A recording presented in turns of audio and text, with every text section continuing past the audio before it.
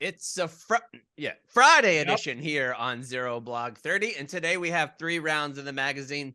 Round number 1. On the last episode, we talked about the weight of the war and how we deal with those issues. Today, we're going to talk about some of the positive, if that term can be used, about our deployments. For many, those are some of the funniest and best memories of their life. Do you guys agree with that sentiment? I wrote it. Do you agree with that, first of all? I absolutely do.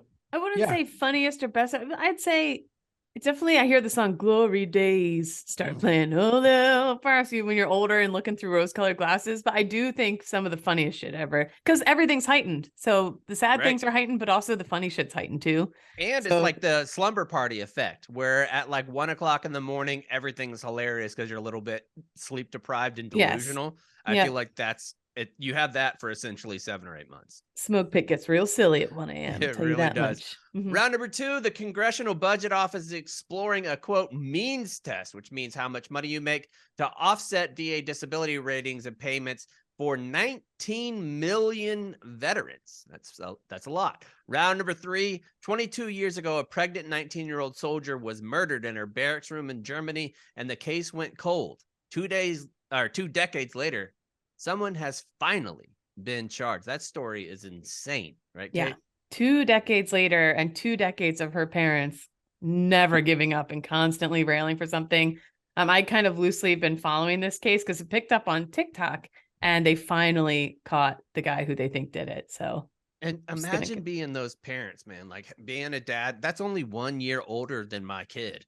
Like if something happened to Kelsey and I didn't know how it happened, when it happened, who it happened with, it would eat me alive, man. Just straight up eat me alive. And I know there's no relief for that, but I think some final rest, I guess, like where people want closure on that. I think that's very important. And all that today is going to be brought to you by our friends at Proper Wild. If you suffer from symptoms of ADHD, like at least 2 of the people on this show do, you have a lack of focus, no productivity, your brain is constantly wandering, you need to check out Proper Wild's clean all-day energy shots.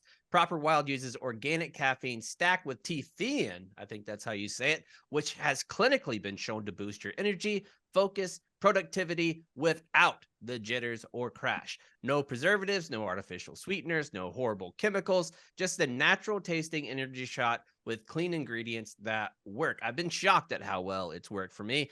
Everybody that pays attention to the blog knows I haven't been blogging much. Buddy, I popped one of those bad boys the other day. Wrote like a 5,000 word blog. Probably not 5,000, probably like 1,000. That's pretty good for me at this point. So shout out Proper Wild for that. Shout out to me for writing that. Go to properwild.com/barstool to try out Proper Wild for 30% off. Great deal. All right, let's get going with the show today. We're going to start with doing some of our favorite stories because, well, let me say this. The reaction from the last show and the amount of people that really felt what we were talking about, what Cons is talking about, what I was talking about, what Kate was talking about, overwhelming. And really, I think that it's indicative of how I feel about this show, and I'm sure you guys do too. Like, there is days that I've been out for a long time. We all have been out for a long time.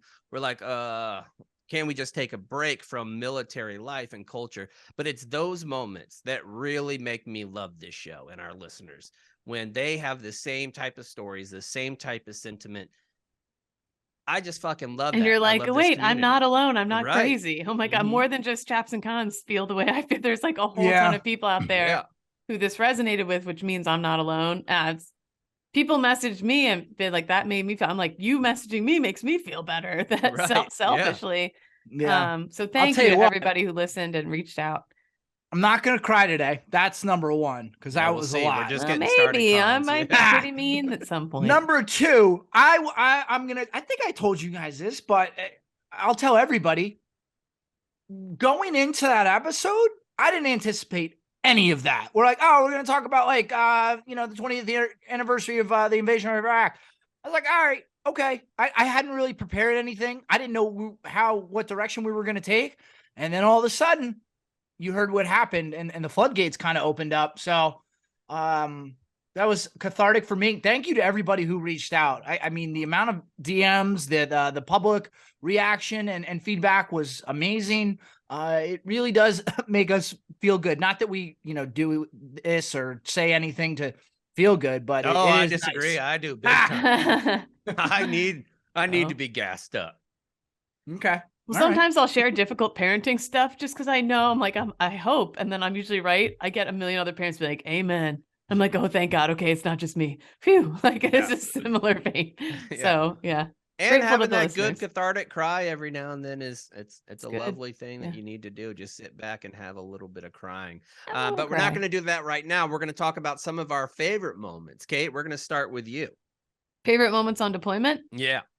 I say the first one. I think I told this story on my very first episode of Zero Blog 30, but it was my very first time outside the wire, getting dropped off where I was supposed to be with my little FET team out in the boonies of Marja, which was one of the most kinetic areas at the time, spring of 2010. That was like shit was popping off. I don't think I've ever heard you say kinetic before. Unbelievable. Yeah, it was. Yeah. So I was on edge. I'd never been outside the wire before. And you don't know your first time out. You don't know what to expect. Mm-hmm. I remember looking out the window of this dusty Humvee or MRAP, I guess. And I saw a tree way in the distance and there was nothing else in the distance. And my brain immediately was like, that's a plume of smoke from a bomb. Like it was a tree. Like I was so like ready to fucking go. Mm-hmm. And we stop along at some small outpost at some point, and I'd never been to a tiny outpost either. Like I spent like a week or two acclimating on Camp Leatherneck, that big ass camp, and then went to some other big ass camp, whatever. And I had to piss really bad, so they just had one wooden plywood porta-john that they built themselves, like hammered it together. And it was just plywood with a hole in it, and I didn't know where to put my Kevlar. They were like, "We're leaving in like 2 seconds, so you better run the fuck over there." So I take my Kevlar off and I'm like, I didn't know where to even put my gear to piss and whatever. And so I just put it on that tube. There was a tube sticking out of the ground. I put it on the tube. No. And I go into piss. And I had never heard of a piss tube, but that was, they'd have a big PVC pipe next to the shitter where they all just put their dicks in it right out in the open. Like I didn't think it was right out in the open because there was no women out there anywhere. Right. And that they all put their penises in that and pissed all over that. And I put my Kevlar that I wore on my head on top of that to go into the combat restroom. Ready, Kate. Like I feel like that's part of it. Yesterday on Twitter, somebody was like, "I'm sure you saw at least one dick while you're in the Marine Corps." I was like, "One, buddy, I saw half the fucking branch." Let me tell you about the fapping I heard on the other side of my tent on a dark night in Marja, pal. There you go. Okay, but anyway, we beat off, and there was some beating off going on. I know that much is true. Mm-hmm. But anyway, and then I was so self-conscious too of looking like a pogue in front of all these like real battle-hardened grunts. And a bunch of them saw what I had done and they were just like, pogue, like just yelling over the thing. And then you walk away like Charlie Brown. Like and I had to, your blanket. Well, you have to put your gear on before you get back in the, or you'll get in trouble. So then they all watched as I had to put the PP Kevlar back on my head. And it was a low. That was a low for me. Yeah, I bet. So, yeah, but it was fun in hindsight. It was like something everybody ripped on me on. It became like this funny, stupid thing. But yeah, PP helmet. That's one of Kate's cons. Yeah. Just one thing I just thought of that came from what Kate said. Like, obviously, it was I only deployed one time for that year in Iraq. And I remember the first time and I got to LSA Anaconda, which was affectionately known as Mortaritaville, because of how much it got mortared. Oh, yeah, right. That. You should make that a shirt, cons. Yeah. You know what? I think that would resonate with a lot of people who are ever at Anaconda or came through there at some point. But I remember one of the signs, like when we first got there, was like, be on alert, heavily mortared area. And thinking to myself, oh, okay, that's very real. Because you can't replicate what a deployment feels like until you've been on a deployment, especially in the first combat week zone and a half, 2 weeks. Yeah. Unless you play Call of Duty. True. Right. Then you know exactly what it's like to be in the military. Mm-hmm. But the dichotomy of that, and then it's like, well, I can't really like talk to anybody about this because the majority of the guys on my platoon were on second and some third deployments, and here I was, the lieutenant who had never deployed. So I just had to like keep that quiet. Laughing at you because your gear's clean and shit. Yeah. Yeah. Oh gosh, I got so many stories. Quick things that I really do miss about deployments. Midnight chow. Like the idea that you could, and this wasn't, once I got to a random combat outpost, I didn't have this anymore. But on the bigger bases, the DFAC would open it for midnight chow. And I don't know, just the idea of eating at midnight was just enjoyable. because they had basically fast junk food is all they have. Like, it's like sandwiches, fried food, omelets. It's pizzas like you got in kindergarten. Yeah. It's kind of like a diner. Yeah, which was awesome. I loved working out while I was deployed because it was like you're so hyper focused. It's basically like you go out on your mission and then you come back and it's like do with your time whatever you want. And it's gonna sound lame as hell what I'm about to say, but I was like, I just watched that movie. Have you ever seen Vision Quest with Matthew Modine? No, and I don't. Anyway, it's a wrestling movie. It's a wrestling movie from the 80s. Some people will know it. And I was like, I'm going on a Vision Quest. And I was just like, let me see how good of a shape I can get myself in. So I was like hyper focused on that. And there was nothing to interrupt that. So that stands out to me. And then certainly watching One Tree Hill. And I told this story in a blog recently, but watching One Tree Hill with my buddy Rob in our office, our tiny little office, and we were binging it. We would watch a few episodes a night, and this was before binging was a thing, okay? We had 5 seasons on DVDs. This is before I think people really like sat there for hours on end and watched shows. Yeah. But when you're going on that journey with someone and you're like talking about the episodes, it felt like we were doing something and accomplishing something together, as ridiculous as that sound.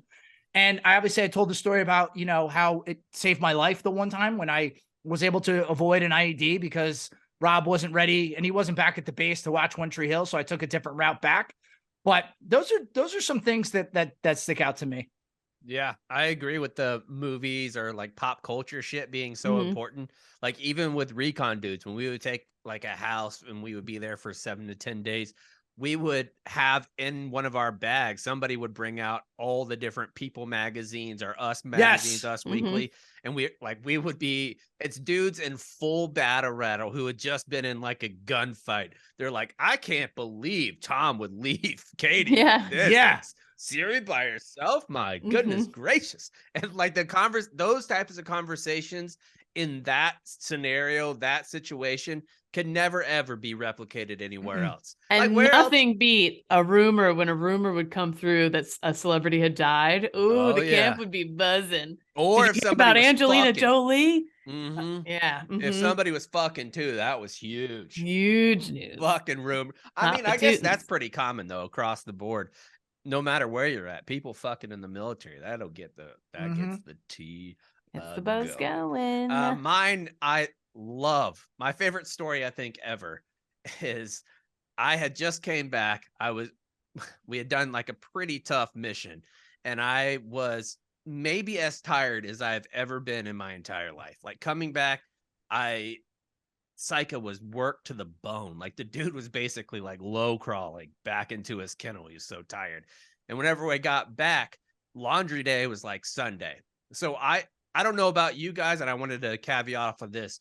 When you were actually on mission outside the wire, how often did you change your underwear? I didn't wear underwear. What did you wear under your uniform? Nothing? Nothing. I just wore my pants. Yeah. Okay. Maybe some days I wore underwear. I don't think I really wore it though. I think it was just my pants. Okay. I had a little bucket and I would wash my Hanes. I had like the powder or whatever, and I would wash my Hanes. You were Hanesing it up even then. Oh, buddy, always. And I can't believe they haven't sponsored me yet. And they were so big and so hideous always and like so jacked up that I knew nobody was going to be stealing them or sniffing around. Okay. But sniffing around. Anyway, goodness. I would like hide them to drive them. But I bet you could sell those for a fortune. Man, they deployment panties. Oh man. Speaking of laundry, I'm still pissed off about this. I had some really, really cool Nike running shoes. And at this point, like I had gone real deep into like learning about like Steve Prefontaine and just his approach to life and running and stuff. These sneakers were so cool. I put them on top of a tent one time to dry after I washed them. No, some interpreter stole Gear drift is a gift. Gear drift is a gift. Yeah. I guess that's my fault. That's why I hid my Hanes. I hid my underpants. Yeah. So we're coming back. Psych is tired. I'm putting them up Tuesday. I think it was like a Tuesday, and that whatever laundry day was there. And I came back in, and Jake Rich is his name, was my roommate. And I came in, or fucking whatever, Kwanzaa Hut. mate. And so we came in and I was like, dude, my pants were still wet and my boxers were still wet because I wore silkies. But I never changed them, never washed them out. Like I just silkies the whole time inside a flight suit with battle rattle on. So I was sweating my ass off. I mean, I probably that night walked at least 10 kilometers going in and out different places. And by the time I got there, everything was soaking wet. And so I took those off, and where you're going to take a shower when you're back, I came into the room. I threw them to Jake. I was like, dude, did you smell the new soap? It smells just like Old Bay. And he's like, no. And so I toss him my silkies, and he takes it, puts them like right in his face with like 7 to 10 days of super sweaty nut smell. And I've never seen a face like that still. And I don't think I ever will in my, he was so grossed out, he couldn't even puke. So that's my story. All right, moving on. Hold on. Time out. Number one, I just sent you guys a picture of Kate's the sweat. Is that what you look out? Oh, she's froze? Yeah, I don't know if she's frozen. Oh, it was in a perfect spot if she is frozen. Yeah, that's perfect. But you see that picture I sent you, chaps? Like, that's just what happens when you're just humping for hours. You just get soaked to the bone. But I cried the most last episode. I want to tell one more quick abbreviated story. I'll tell you the abbreviated version. Where we were, where our HQ building was on Anaconda, it was right near the line, the fence. So I would hit golf balls. My Uncle Jay, shout out to my Uncle Jay. He would send me golf balls, and I had some old golf clubs, and I would just hit them into, nowhere. And one time we're coming back on a mission. It's kind of like dusk. That's two officer things in both of your stories. Yeah. One, you have a digital camera. The other, you have fucking golf clubs. Yeah, absolutely. We keep it real here. So we're coming back. We're approaching the gate, and my lead vehicle's like, hey, sir, there's a dude carrying a basket. Looks a little suspicious. Long story short, before we, execute the ROE and start firing a warning shot and what have you, I grab my interpreter out of my vehicle, pop out, and I tell him to stop moving. Eventually I get up to him. We uncover the basket. This dude was the farmer who lived like right there. He had collected up all my golf balls and was giving them back to me. He's like, do you know where these came from? I was like, actually, I do. Thank you. I'll take these back. Because I just hit the golf balls over the fence thinking I'd never see him again. And this guy walked all over his farmland. Yeah.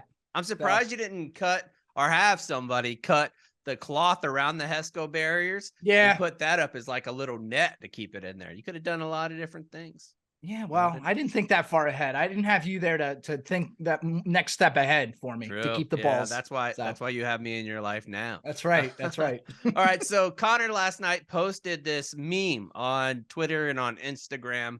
I think it's Finn is his name from Frozen is the dude. He has beautiful, beautiful blonde hair, and he has like this smug kind of look on his face. And Cons had the caption of what gives you this feeling in the military with the super smug face. And so I wanted to go through some of those because people posted, honest to God, some really great ideas that I have never even thought of. And they posted them in a way where I'm like, yeah, a lot of these are really, really good ideas. So I want to go through the first one.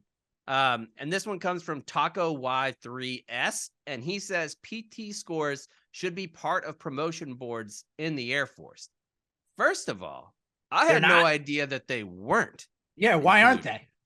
I don't know. That's ridiculous. I know what the argument is. PT scores shouldn't influence promotion and all that shit. But in reality, it really does show, are you living the life that you're requiring of your junior troops? Yes. Because if my troops aren't superior PFTs or they're not doing a high standard that I set, I'm like upset about it. So if I'm asking them to do it, I sure as fuck better be doing it myself. Yeah. And I saw one to caveat off of that. John Lothar 56. If my boss is fat, I shouldn't have to obey them. And I got to tell you, I agree with that. I'm sorry to say, I agree with that. I had two commanders back to back who were kind of like, I'll do it. Let me do the pinch test. They weren't fat bodies, but they were like soft. And I'm like, I'm sorry, I can't respect you. You can't get out there and just hump for hours on end. If push comes to shove, I don't trust you to lift me up off the ground. So I kind of do agree with that, because we do a physical job in a lot of instances. So you should be in shape. Number 2, this one comes from Staff Sausage N9. They say the Raiders should get a rating from the ratee. It should go both ways. Yeah. How do you feel about that one, Catherine? So you get pro cons. If you were able to give your sergeant pro cons, how would you feel about that? It would have to be anonymous, because you think that sounds good, but I know how the military works, and you're like, it'd be hell. But yeah, I think that'd probably be a very good thing. Be able to. Wow, she keeps going in and out. Shout out All Business Pete. Kate's trying to get back in the show, but I agree with what she's saying. So if you have a raider that is rating you, I think that, because if you have one belligerent junior troop that's like, I just fucking hate this person that's in charge of me, I'm going to eviscerate them and their ratee thing, that's going to be balanced out by everybody else. Right. And I do think that it's important for the raiders boss to see how the junior folks are influenced by them, or what they think about their leader, because that shit's important. Like, if you company commander, wouldn't you want to know how your E7 is doing in his job? Absolutely. I do think there is some merit to knowing how leaders are viewed by the folks they are leading. I think you need to take it with a grain of salt, because they are going to view it through the lens of the amount of information that they have, right? So there are orders that come down, and you don't necessarily, at basically every level, where you're never going to have the absolute full picture of why this is happening. And you have to put some level of trust in your leadership that the reason that you're doing it is just.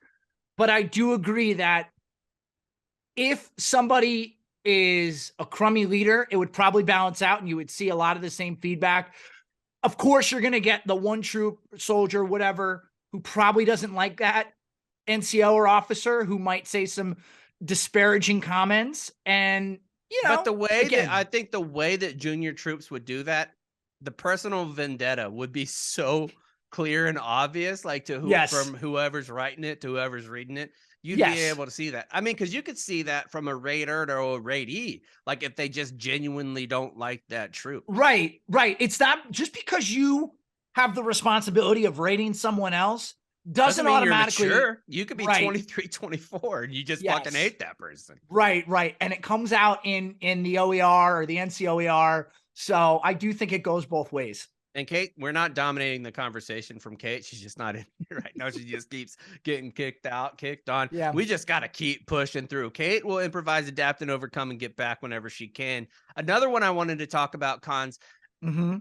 Chaplains. I could not believe the amount of chaplain hate that was going on. I didn't know that was a thing. Like, I didn't know people hated chaplains. No, people are saying, like, what do chaplains do? Why do we need chaplains if we have actual board certified therapists? Chaplains shouldn't be regular officers. They shouldn't wear regular officer ranks or have that structure. Chaplains should be at most a chief warrant officer. I never saw a whole lot of chaplain hate. One, because I didn't see a whole lot of chaplains. Yeah, no, I didn't think so either. And someone went so far. I saw someone went so far as to say that because the military is a government agency and there should be a division between church and state, there shouldn't be forced religion. But it's not as like, hey, 09 on Sundays, everyone better be at some sort of religious service. It's still very optional to go and speak to a chaplain. So I don't necessarily agree that it should be abolished, but maybe supplemented or expand the scope of what a chaplain can do. Because I think in so many instances, you don't want to talk to your chain of command if you run into an issue, maybe with your family or something that can't be solved by your chain of command. So you feel comfortable speaking to a chaplain, but maybe expand their capabilities so they can serve more like a therapist, where you can go vent to a chaplain and get out of your own head. I do agree that maybe we expand their capabilities, but I didn't realize everybody hated chaplains so much. Kate's back, by the way. And I will Speaking of vent, my internet keeps going out at the office, plugged into the hard wire. fucking internet. Our internet needs a chaplain or something. It needs a prayer. It really does. The only thing I could think of the chaplain corps that I don't really like, can we stop praying before like we do a promotion ceremony or we have like a graduation or something like that? I understand the need for chaplains. People want religious advice. They want something from their priest or whatever. And I think that's an invaluable resource when you're deployed because of all the different things. And you're using your religion or your relationship with God, however you see that, as a source of comfort. I'm totally for that. But in garrison, I'm not sure that has a place anymore. One, because there's so many different religions. And I know that they try to do it where they're ambiguous, but you know what religion the person is that's a chaplain because they wear it, you know, like if you're Muslim, you wear the crescent. If you're a Christian, you wear the cross, like across the board. It's all that. So I could see that. But overall, I don't have a lot of problems with chaplains. I couldn't believe the amount of comments about chaplains. Yeah. And also like, I don't like, I think someone said like they get paid more. You get paid more as a chaplain. I didn't know. I don't know if that's true or not. But I don't know. I don't think like they're taking away as a higher grade. Like if you're a chaplain, I'm pretty sure, correct me chaplains, if you're listening, I'm pretty sure that you start off as a captain. Okay. That makes sense. Yeah, that's true. I don't know that I've ever seen a lieutenant chaplain. So but that's the same thing with like doctors or nurse practitioners and things like that. They come in as that rank because it's not the same. Like I just remember a chaplain's never going to be in command. You guys probably already covered this, but when on my first tour, when guys would die, the last person that the other guys wanted to see was the fucking chaplain.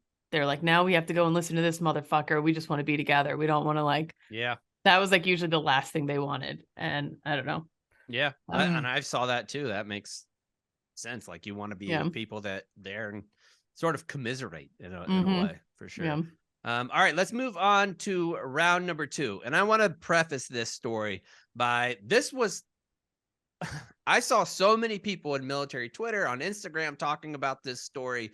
And so I wanted to go through it. It comes from the Congressional Budget Office. And the Congressional Budget Office does hundreds of reports every single year about how we can, one, reduce the budget that we have, and 2, the inflated programs that we have, like how to get rid of some of those, and 3, if there is a new act like the PACT Act, they're the ones that go through the legislation to decide how much money that would cost in the long run. And that's where those numbers, like the PACT Act is going to be like $400 billion over the next 10 years or whatever that number was. That's how that number is arrived at, is because the Congressional Budget Office does that. So the Congressional Budget Office this week, or it actually happened in December, people really discovered it, including myself, this week. And it started to gain some traction. So Kate, if you could walk us through some of that, I'll try to point out some of the misconceptions that people are having. Okay. And first off, the first misconception is like, this is something that's actually happening, that they're actually doing. Like, this is just one of hundreds and hundreds of recommendations throughout all sorts of different budgets they looked at. And this was the VA's budget. This was one of the recommendations, but still worth keeping a close fucking eye on, I would say.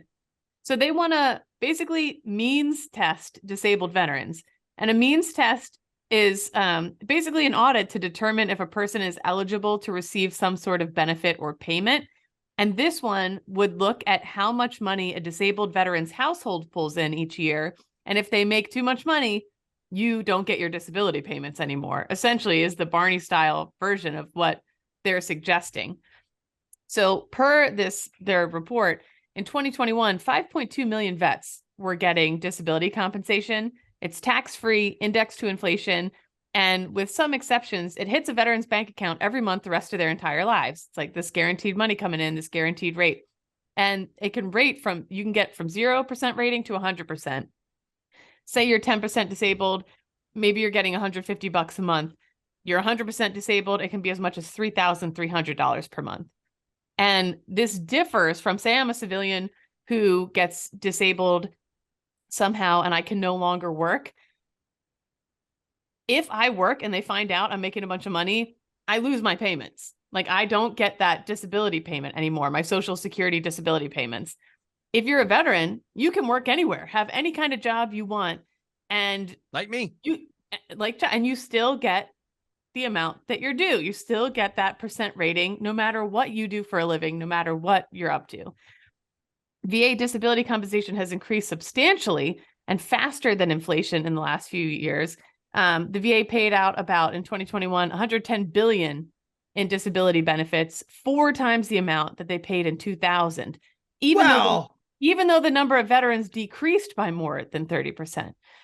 So spending per recipient rose from about $11,000 in 2000 to about $22,000 in 2021. Let's give some context there, though. Right. Because, yes. I mean, how many veterans in 2000 had combat experience versus 2021? So certainly the disability claims are going to be much higher. And how much is that entire population of World War II veterans who have now largely passed away? I mean, then that's when Band of Brothers, and you look at those guys now, like if you go back and watch Band of Brothers, it's World War II recipients that look like our Vietnam veterans. Yeah. Yeah. So the proposal is that beginning in January 2024, the VA would do a means test on all current and prospective recipients of VA disability compensation. So veterans would only receive the full payments owed to them if their gross household income in the prior calendar year was less than an inflation index threshold for that year. So basically, if your gross household income, you and your spouse or whoever are pulling in $170,000 gross or more in 2023, you would not get a dime of disability compensation from the VA in 2024. There would be no adjustment in the income threshold for household size. So say you and your spouse live in an expensive area like San Diego, and you are raking in $170,000 a year gross exactly, and you've got 5 kids, you're probably still not doing that great. Like you're probably still on the struggle bus. That's before California taxes. That's before U.S. taxes. Mm-hmm. I mean, that's a substantial chunk if you're living in California of the amount of money that's going to be taken out of your check. Right. And the current eligibility requirements and benefits would not change for the surviving family members of a veteran or service member. The Congressional Budget Office estimates that reducing or eliminating VA disability benefits for households above that $170K threshold would lower mandatory spending by $253 billion between 2023 and 2032. In 2024, the number of vets who would no longer get payments at all, so this would wipe out payments for over 1 million veterans, wouldn't get a dime of their disability payment. And the number receiving reduced benefits would be about 500,000. So the numbers would increase to 1.1 million and blah, blah, blah, blah. Basically, they'd be saving about $33 billion a year if they did this. This part, other considerations worth noting, the VA's disability program would be considered compensation that recognizes the hardships of military service and special risks faced by service members. The program could also provide compensation for a diminished quality of life as a result of service-connected injuries. Such considerations could suggest that VA disability compensation be paid regardless of financial need. So they're saying you can make $1 million a year as a veteran, but you might not have your legs, your arms, you might have horrible mental stress, all kinds of different things that just because you have money doesn't mean your quality of life is back to 100%. True. Your life is permanently affected by some of the things you experience in service, and money doesn't change. You can have all the money in the world. If you don't have your health, it truly is. That truly rings true. Like you don't have it all. Can I give you an example from my life, someone I know that I just found this out about last night. And this goes to, I think also, just because your life is in one position as a veteran today, who's to say what your life is going to look like 5 years from now, 10 years from now, that the impact of your service could ultimately be the cause of where you're at in that life. But I know a gentleman, and this is sad, I'm sorry to say, this gentleman, uber successful, 2 homes in the most expensive zip codes in New Jersey and Florida. Okay. Guy made 7 figures plus annually, all the money in the world. Life happened, 2 divorces, alimony payments. He's terminally ill now, doesn't work, and he's living on his sister's couch.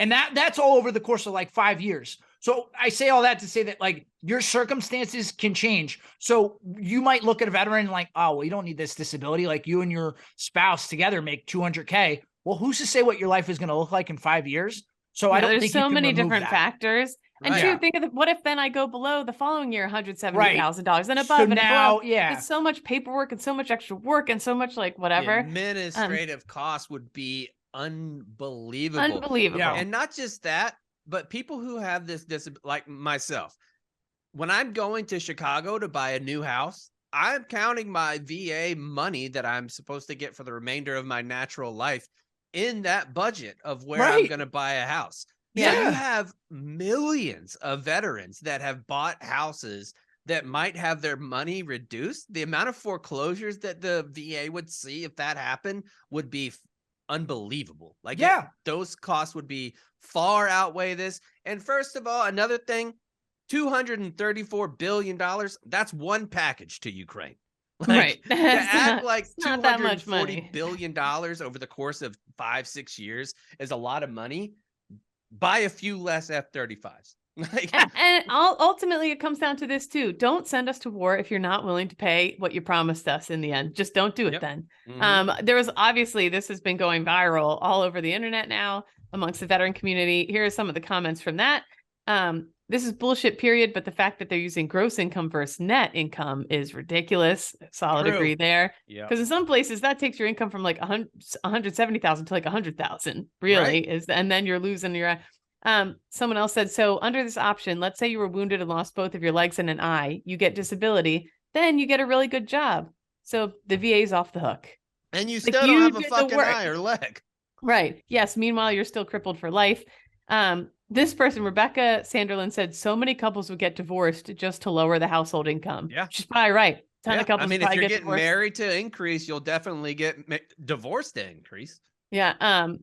And Gabriel Chapman said veterans should be last in line when it comes to benefit reductions, yet somehow they're always right up front. And Half Pint said, I would like to see means testing on congressional and Senate retirement benefits. And also that comment before, like taken away, I don't agree with that at all.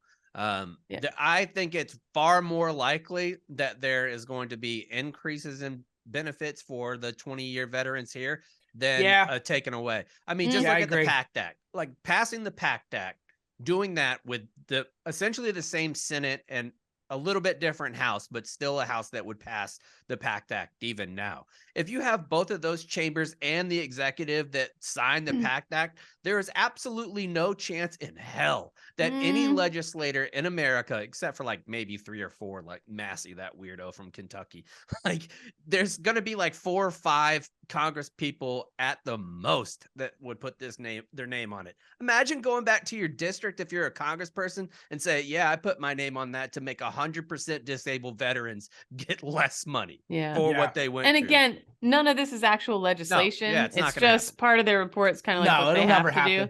To give you an example of how ridiculous they are, one of the other things is to stop because if you lose your leg or you lose an appendage in combat action, you get a different stipend on top of the 100% disability. Is that right? I didn't know that. Yeah. So you get a compensation there, and then they'll allow you to do houses and things like that. So there is tiers even in the 100% disabled. Oh, I didn't know disabled. Yeah. And there's different qualifications for different benefits that you get. It's across the board. So if they're doing all those things, they're not going to fucking take it away. There's just no way. And one of these things was if you lost both of your legs, once you get to the normal retirement age and you get Social Security, you get your other retirement, that VA benefits go away. Like they just have absurd things in these Congressional Budget Office meetings and reports that just would never happen. Well, they won't take them away so long as we're all paying attention and making a fuss. True. As long as they know we're going to be there to a fuss. Yes, they're quite the fuss. We'd be fussing, and I'd also say we'd be mussing. Yeah, we'd be fussing and mussing. Yeah, all those mealy-mouthed politicians just saying whatever they want to. The mealy-mouth probably didn't fit there, but I heard it the other night on Jeopardy and wanted to throw it into a conversation. Yeah. All right, let's move on to round number 3. Going to have a very different feel. This is a terrible story that. Yeah. So round number 3, this comes to us from Michael Levinson at the New York Times. And I had been following this loosely for a little bit. And it was kind of like a cold case that the family kept trying to keep alive. So I was just kind of gassed. I don't know if any of our other listeners have been following this one when they finally caught somebody. So Several months into her U.S. Army service in Germany, Private Amanda Gonzalez called her mother back home in Texas and told her she was pregnant. She was only 19 and on her first assignment in the Army. She was excited and planned to name the child Alicia Marie, her mother, Gloria Bates, recalled. Ms. Bates booked Private Gonzalez a ticket home that Christmas, but she never made it. When she did not show up for work as a cook at Fliegerhorst Kaserne, I'm probably saying that wrong, it was an Army base in Hanau, Germany, on Monday, November 5th, 2001, soldiers broke down the door to her third-floor barracks room, and Private Gonzalez was found dead. Her death was ruled homicide by asphyxiation. So they find her. They know for sure she's been murdered. Somebody strangled her at 4 months pregnant. But for 2 decades, no one was charged. Frustrated, Miss Bates said she fought to keep the investigation alive. She wrote to Congress, Dr. Phil, America's Most Wanted. I watched interviews with her where for 2 decades, she begged anybody who would listen to keep looking into this case. She said she called almost every week, Army investigators, any updates, please keep on this, please keep on this. And on the 10th anniversary of Private Gonzalez's death. It has to wreck your mental health completely. Mm-hmm. On the 10th anniversary of Private Gonzalez's death, Army investigators offered a $125,000 reward, but the case still went cold. Then, on Thursday, 21 years after the killing, Miss Bates said the FBI called her to say they finally made an arrest. According to the Justice Department, Shannon L. Wilkerson, age 42, he's a guy, was arrested in Florida and charged with 1 count of first-degree murder in the death of Private Gonzalez. Mr. Wilkerson faces up to life in prison if convicted.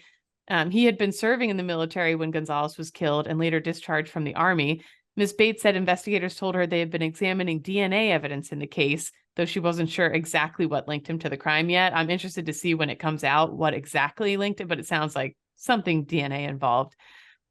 Ms. Bates is now 60 and lives in Wiley, Texas, and she plans to attend Mr. Wilkerson's detention hearing in the Northern District of Florida in March. I am feeling like I bought a roller coaster ticket and the roller coaster just showed up, Ms. Bates said. It's an emotional ride of opening wounds, but knowing the truth of what really happened. She said that her daughter was a straight-A student in high school, wanted to become a physical therapist for children. Private Gonzalez also wanted to travel. So when she got the opportunity to join the Army and serve in Europe, she said, I'll take it. During her free time, she visited castles in Germany, drove to Paris with a friend. She told cousins that she had been bullied by a woman on base who wanted to fight her, but that she stood up for herself and others. They called her a firecracker. She was independent. She took care of herself. So I know she put up a good fight.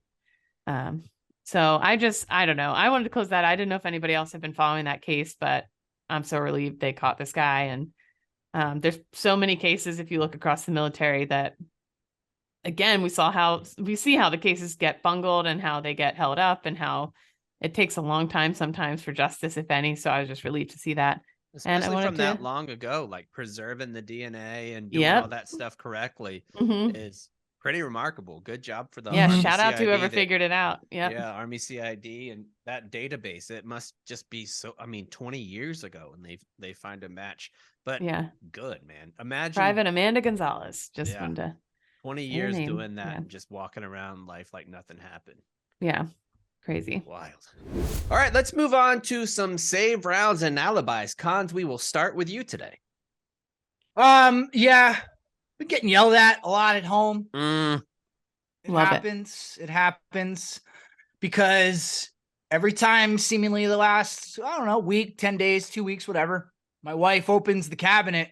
She sees a fresh bag of trail mix. She's like, Connor, I've told you, stop buying this. It's a waste. Middle name too? No. I don't know that I've ever heard her say my middle name out loud. I don't know. Yeah, I don't think Annalisa has either. If she ever busted out of Matthew Mitchell, I know I'm fucked. That's not good. Not good. So she's mad at you for buying trail mix. Yeah, she's mad at me for buying trail mix. But I mean, like, what do you want me to do? Like, I'm an adult. I went my whole life as a child not being able to just do as I please. Now I'm an adult. I want to do as I please. But I've quickly learned in marriage, you don't do as you please. Exactly right. Now, for your trail mix, Cons, what's the star of your trail mix? We talking raisin? We talking pretzel? We talking like what are they called? The mud pies? No, mud pies poop, right? No. What's Nutty Buddies? No, that's not it. No. Muddy something, right? You know what I'm talking about? I think I do know what you're talking about. Muddy Buddies, muddy, something muddy. Yeah, I know what you're talking about. You're talking about the Chex Mix covered in peanut butter and powdered sugar and all that shit. Muddy something. Mm-hmm. No, I just go the star of mine is probably the M&Ms, because I go the Mountain Trail mix, which is like the M&Ms, the almonds, the peanuts, the raisins, and it's just the concoction of chocolate, salty peanuts, sweetness of the raisin all together. It's just a delight in your mouth each and every bite. I hate raisins, period. No, but raisins, I'm telling you, raisins on their own, not that great. Like, who's really eating a box of Sun-Made raisins? Not sickos. Me. That too. If you're an adult who eats straight up raisin, you're a sicko. I watched this great video the other day where someone injected Botox into a raisin. Plumped up right like a beautiful grape again. Not green. Yeah. But it was like a little brown grape. It was gorgeous.